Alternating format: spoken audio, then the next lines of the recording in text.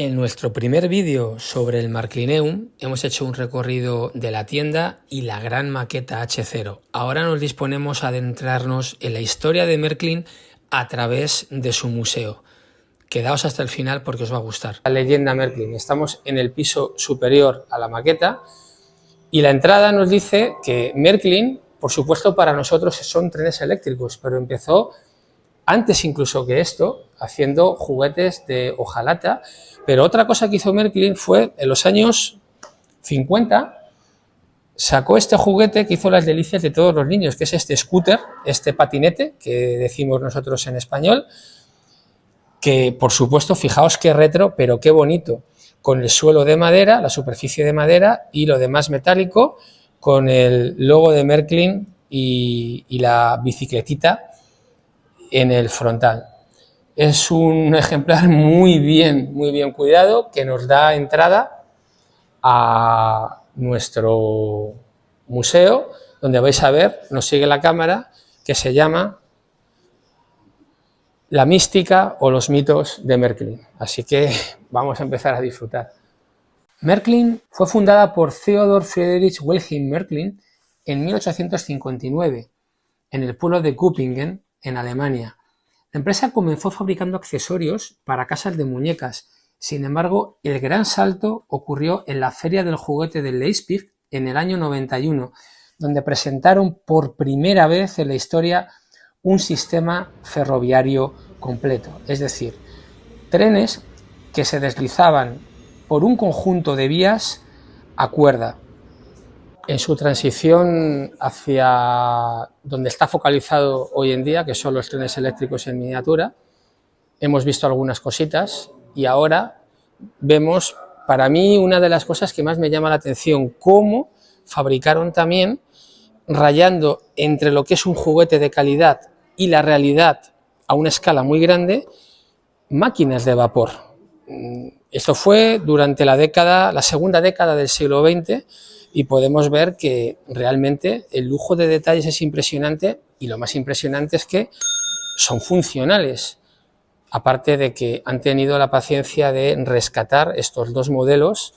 No sé si habrán sido excedentes de fabricación que quedaron en la fábrica o rescatados de algún aficionado, y los tienen en el estado que estáis viendo, que es muy bueno. A partir de aquí ya Märklin empieza a focalizarse en lo que ahora es la escala H0, pero que antes tuvieron escala 0 e incluso escala 00, haremos un pequeño comentario, y las actuales escala 1 y escala H0. Y aquí empieza la estandarización hacia lo que conocemos como H0. Märklin, en la tercera década del siglo pasado, esto todavía es escala 0, podéis reconocer estaciones muy icónicas que luego las hemos visto en H0, ¿vale? La estación central, Friedrichshafen y alguna otra, y ahora nos vamos a mover y aquí tenemos un stand que a mí me gusta mucho. Izquierda tenemos escala 0 y a la derecha escala 00, que es la transición a lo que hoy conocemos, porque es la miniaturización. Half 0 es la mitad de 0, y esto es justamente el antecesor de la escala que utilizamos muchos de nosotros, donde aquí ya empieza el proceso de estandarización, por supuesto todavía de una manera muy burda, porque cada país tenía una estandarización diferente, pero empieza a haber una cierta sincronía o acuerdos para que los niños o el público de todas las edades comience a jugar con cosas que son compatibles entre ellas. Antes de la existencia de Märklin, cada fabricante usaba sus propias medidas, lo que impedía combinar piezas de distintas marcas. Sin embargo, Märklin introdujo los primeros estándares. Introdujo escalas numeradas del 0 al 3, aunque la 2 y la 3 desaparecieron por ser demasiado grandes para los estándares de los hogares de entonces. Luego apareció la escala 0, 1,45, que se convirtió en el estándar dominante en las primeras décadas del siglo XX, hasta que nuevamente el espacio de las viviendas obligó a introducir un nuevo estándar. Esto fue la revolución de lo que hoy entendemos como escala H0, 1,87, aunque en principio se denominó 00, hasta su evolución a H0, del alemán halb null o mitad de cero. Su tamaño compacto, conjugado con la posibilidad de tener un gran detalle, han convertido a esta escala en la más popular del mundo. Finalmente, Märklin, en el año 1972, introduce la escala Z 1/220 como respuesta al lanzamiento años antes de la escala N por parte de la marca anterior, Arnold. Pasamos de escala 0 a escala H0, ¿vale? Y esto ya es lo que conocemos, y además podéis reconocer figuras icónicas de nuestra escala, el Zeppelin, el Michelino, y aquí una recreación del metro de Berlín y algunos S-Bahn o U-Bahn, lo que llamamos en España los tranvías, también en escala H0. Durante la Segunda Guerra Mundial, Märklin tuvo que cesar, no sin disgusto, la producción de juguetes a principios del año 43 y se centró en la fabricación de material bélico. Tuvo que parar la producción de trenes de juguete hasta el año 45, manteniendo una pequeña producción. La fábrica operó en un difícil equilibrio entre la producción de estos suministros de guerra y la retención de su conocimiento técnico en la metalurgia de precisión y la fabricación de juguetes a escala. En la posguerra, sin embargo, hubo un hecho diferencial. Este hecho diferencial fue una inesperada relación entre el ejército estadounidense y la marca Märklin. Un capítulo fascinante que pasamos a detallar.